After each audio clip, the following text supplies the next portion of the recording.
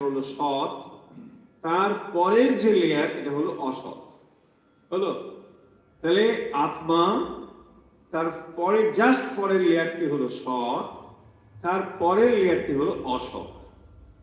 ঠিক এইভাবেই যে যতদিন না মানুষ সৎ অসৎকে ভেদ করতে পারে ততদিন আত্মার কাছে পৌঁছতে পারবে না। কারণ আমি আবার বলি, আত্মা তার কাছে একটি আবরণ, সেটি হলো সৎ, আর দূরের একটি আবরণ, সেটি হলো অসৎ।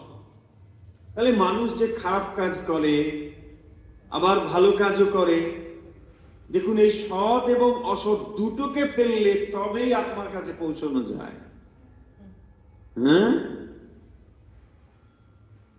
সৎ এবং অসৎ দুটোইকে ফেলতে হবে। তাহলে প্রথমে